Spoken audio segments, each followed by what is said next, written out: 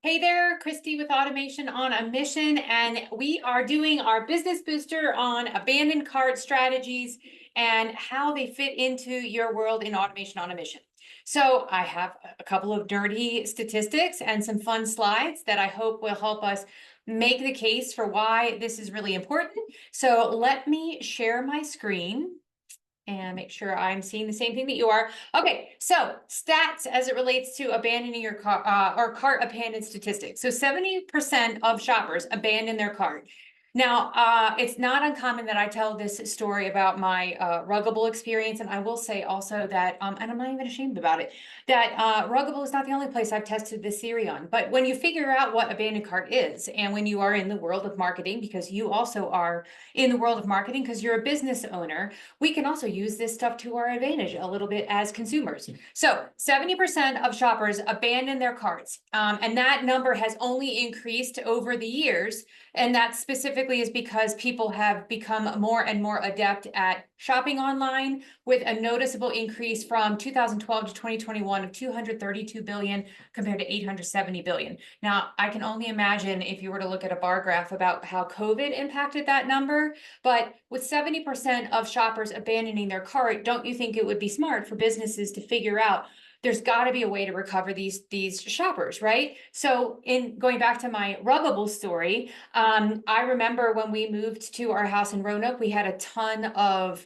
open floor space with slippery floors and older aging dogs, and we really wanted to get a really big rug for our our living room. And I went onto the Ruggable site because they're dog friendly and washable, but it was extremely expensive for the size rug that we needed. And so I put it in my shopping cart. I started to fill out the form, and then I intentionally abandoned my cart. And then I waited, because I've done this, I've seen them when not done on purpose. And also I've done, this as a training topic in the past, that I thought, I bet you if I wait a little bit of time, Ruggable will send me an email, and hopefully they'll send me an email that has a coupon. And 10, 15 minutes later, guess what came into my inbox? An email from Ruggable saying, oops, you've abandoned your cart. Let me make it really easy for you. Click on this link here, and I've got your cart so you can finish your checkout. Let me sweeten the deal a little bit and give you a 20% off coupon. And I said, thank you very much. Check out. And they made some money off of me. I got the discount that I was really hoping and banking on, because they were a small online business at the time. And let's just say it was a win-win. So I am one of the 70% of shoppers that abandon their carts. Sometimes I do it on purpose, sometimes I don't do it on purpose. But my guess is that you too probably have abandoned a shopping cart a time or two in the past. Whether you did it with some manipulative intent or not is a whole different story. So 73% of customers abandon their cart on desktop, and that number is substantially higher on mobile. So 86% of shoppers abandon their cart on mobile. Mobile users have the highest cart abandon rate and more than 2/3 of all e-commerce transactions. Now we're going to talk about why on the next slide, for one theory for that. But the other point that is worth mentioning here is that when we think about our desktop shopping, it is a larger screen. We've got easier keys to access. And maybe too, this is a little bit of a generational thing. I don't know about you all, but I know myself would prefer to work off of the keyboard at my desktop than I would on my phone. Also guilty of storing my credit card on my computer, not on my cell phone. And therefore, shopping and checking out without having to get up and getting my wallet is substantially easier from a desktop computer than it is my phone. Now, if you are a younger generation, that may actually not be the case. You may find that you're more comfortable on your phone because it's been attached to you pretty much since birth. And, I think there's something to be said for that demographic statistic as well. The other thing to be thinking about is exactly where are you shopping from? So hold that thought, we'll put a pin in it. So let's talk a little bit about what are some of the things that we might consider. And we'll talk about that second one here in just a second. But the longer somebody spends on a page to decide, the more likely they are to abandon the cart. So for a really long time, the longer the sales page, the better. And I think that when we look at statistics today, that mindset may be shifting, because if the goal is to get people in, get people out, then what that really says is the clearer and more refined our messaging, the more likely we are to have a successful sale. If your sales page is miles and miles and miles long, full of colorful, fluffy language that makes people have to do a lot of mental heavy lifting, your chances of somebody abandoning that cart, giving up because it's too much work, is far greater than if you're super clear on what your offer is, exactly what they get out of that experience, who you are, what they do, how they can work with you. They're more likely to check out. And then going back to the piece that I said about mobile, social media is the highest traffic source when it comes to abandoned cart. So I don't know about you all, but I see ads all the time. I mean, Amazon is probably every 3 ads for me, and mainly because I just keep clicking on the link over and over again. I'm like, oh, I like that sweater, or oh, that kitchen gadget is something I just can't live without. Now, for me, oftentimes that sort of clicking doesn't necessarily lead to sticking something in the cart and then not completing the sale. But what other sponsored posts do you see that pique your curiosity, but they're not engaging enough to get you to take an action? And so certainly what you do as the business, if you're running paid ads, what do you do for those people who click, view, but don't complete the sale? So, when we think about social media as probably one of the most consistent places that we see recurring ads, it would make total sense that it is 91% of our abandoned cart rate. And also it brings us back to our statistic about mobile shoppers.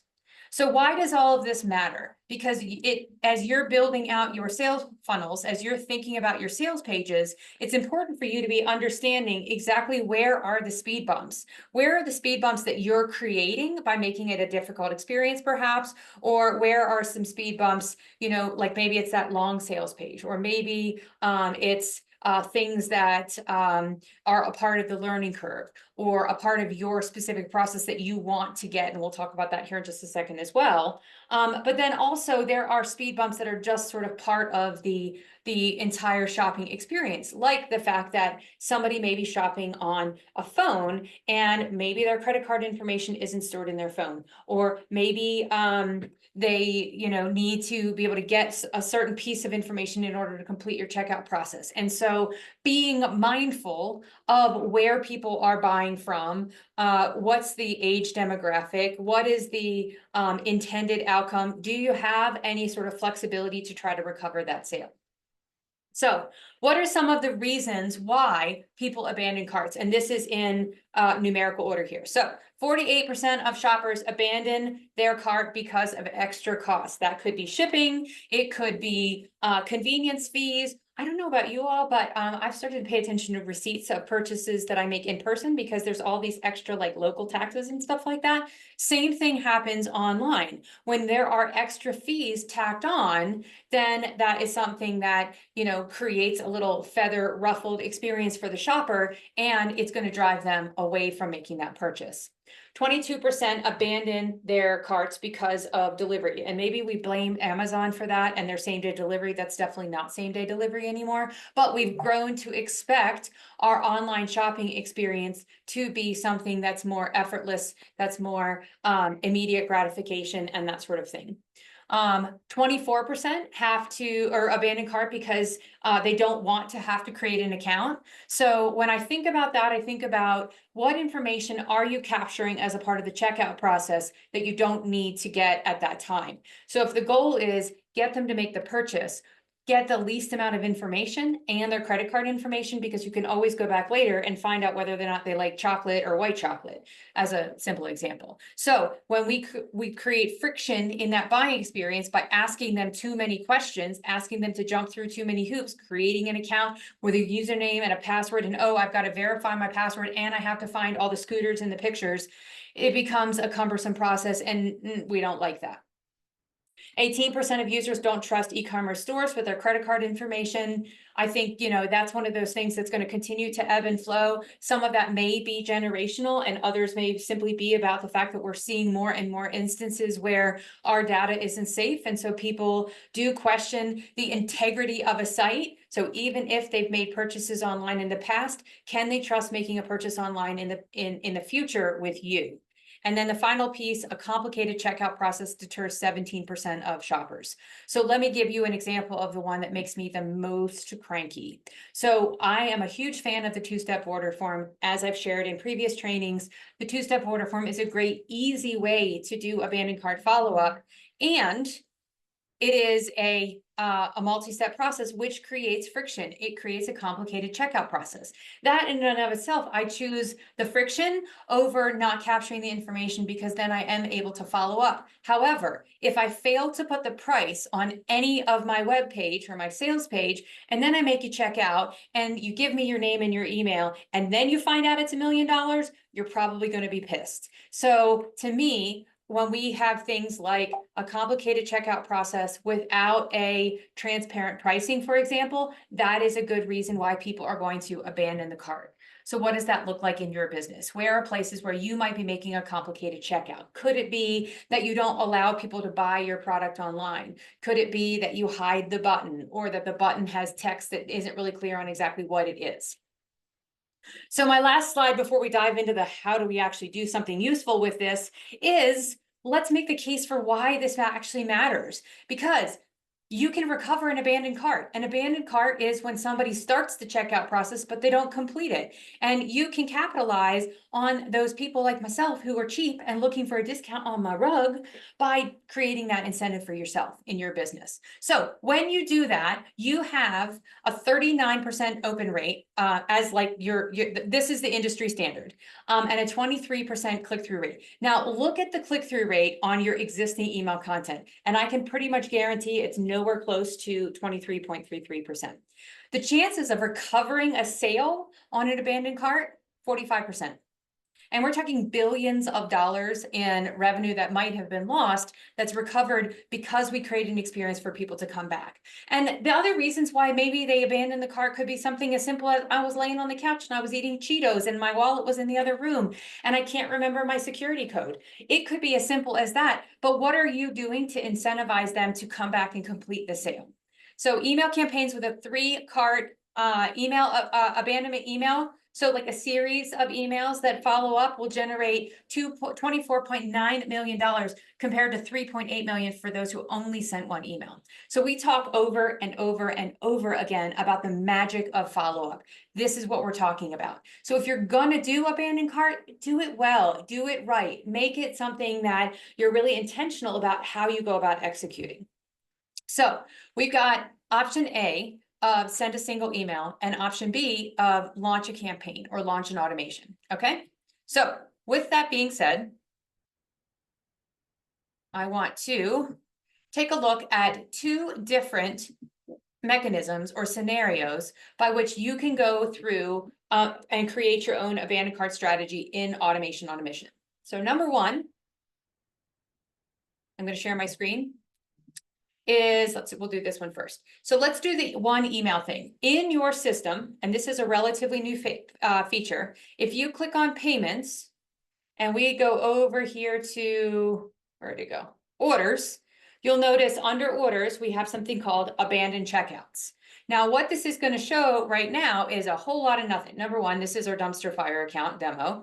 But number 2 is nothing has been set up or turned on, and so there's not going to be a whole lot of exciting information in here. So what do? If you go under settings and you go to notifications, there is a setting for turning on your abandoned cart strategy. So if you wanted to have a default abandoned cart, you can use the default setting. If you wanted to create your own email, then you can create your own branded email and it will send that follow-up message for you. And the great thing about that is you get to decide what that looks like. Is it a 20% off coupon? Is it, get an extra session for free, whatever those circumstances might be, you get to decide exactly what that offer is. So if you remember on my last slide about a single email follow-up, yes, you're going to find some success, but you're going to find better success with automation and launching a campaign. This is a great start, but it's not the be all end all, right? So if we go into our automation builder, and I just did that and I should have, let me see if I can go backwards. Yes, okay, good. So in this one, I'm gonna do, actually, let me change my mind. Let's go into this guy.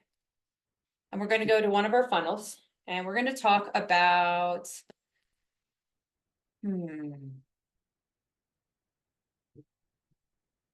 Let's see. Oh my God, there's so many choices. Let's do this one for now. No, I don't like that. Okay, this will do it. Okay, so in this,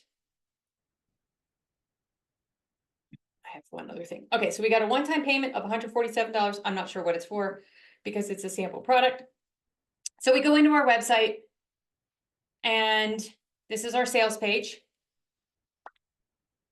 And this is where I'm going to sell my course. We got some cool features. Okay, that's awesome. Our button goes to our pop-up. And in our pop-up, we have a two-step order form. So I'm going to delete that. So we can put this on the sales page. We can also put this on our pop-up. It doesn't matter where it goes. What matters is that we are intentional about how we go about getting the information that we need to provide the appropriate follow-up. So I've got my elements and I'm going to go at the bottom to where we have two different order options. One-step order form is number 1 and two-step order form is number 2. If I use the one-step order, I'm going to see on this screen that it's capturing name, email, phone number, payment information. This is what it's buying, complete the order, bada bing, bada boom. Only one button, only one step. If we go to our two-step order form, we have a tab for shipping and a tab for our information. But more interestingly, step 1 is all about really name, email, phone number. And step 2 is all about what you're buying and your payment information. And the way that you get from step 1 to step 2 is fill out this information and push this button. Now, what's happening when you push this button is you're essentially submitting a form, just a regular good old-fashioned form. Now, the form is connected to currency. It's not the same as a normal web form, but it is a two-step order form that allows you to separate collecting payment from contact details. And when they give their contact details first, if they don't check out, you still have their information. So if I start to fill out this form and I say, Sir Reginald Fancy Pants, and he lives at 123 Challenge Way, Denver, Colorado, yada, yada, yada. And then I push step 2 and I start to enter my payment information, but shoot, shucky darns, I can't remember what my CVV code is. And I don't feel like getting up. I've got puppy paralysis. I've got all the reasons why I can't do it right now. And I hightail it out. I have to go, whatever. I don't finish the sale. Sir Reginald Fancy Pants is in my ecosystem, and now I can do something with that information. So that's how those pieces work. So how do we do that? So I can, actually, I changed my mind again. I'm going to go into ours because it is complete and that makes a whole lot more sense. Okay. And actually, I don't think it is complete because I think I was experimenting with something else. So if you have a Shopify store, actually, this is a perfect segue. So one of the things that is still available is if you do a search for abandoned, you'll see under Shopify, we do have an abandoned checkout. Now your Shopify store has to be connected to your account. And what it's going to do is count the number of minutes. And if you wanted to add another filter related to, card value, let's say, for example, this follow-up is only for a specific product and that specific product costs you a certain amount of money. That's a method that you can do. And then the other thing that you can do is say, so I can do order submitted. I'm sorry, order form submission. And I can say in this particular funnel, and then I can look for my, let's say this is my specific page. And then page is, let's say it's this one in particular. And what I'm doing specifically is, I just wanted to check to see if there was anything else. So what I'm doing is I'm looking specifically for the form that's created on this particular page. And once once that form is submitted on this particular page, then it's going to start my timer. So in my situation, I'm going to say when that form is submitted and you know, because the form could still go through, like they could still check out, because this is going to fire on successful sales and unsuccessful sales. So, and that also could be somebody who, you know, had a typo in their credit card number, for example. So in that instance, the, you know, it's still going to fire this trigger, but we're going to wait 20 minutes. And I give 20 minutes because I am using a more broad strategy here, but from here I can go and do my follow-up. So I'm going to ask the question, did they actually buy the thing? And if they bought the thing, then no, I don't want to send an abandoned cart follow-up. But if they didn't buy the thing, then I'm going to send my abandoned cart follow-up. And this could be 1, 2, 3 emails. I send a text message because maybe there was something, maybe they had a technical issue, or maybe they have a question and they got cold feet. And if I just answer their question, then they're ready to rock and roll. So the key part though is making sure that you have a trigger that's going to fire when somebody starts to fill out that form. And what I've done is tell it what funnel and tell it what page I'm looking for in particular. So both of these situations, or both of these strategies that I shared, are both great opportunities to try to recover your sale. Now, which one works best for you? Totally up to you. I will say that coming into your payments, going into your abandoned cart settings, and turning on your notification for that takes about 2 minutes. And it could take 10 or 15 minutes if you want to write your own email and make that your first step. And call it good and move on to the next thing that's a big priority in your business, and maybe come back and optimize by creating a bigger campaign in the future. Or go for the gusto and create your follow-up so that you know this is email 1. Maybe email 1 is, hey, I noticed that you abandoned your cart. Don't forget to check out. Email 2 is, I noticed you still haven't checked out. Let's get that sale completed. Let me incentivize with a 10% discount.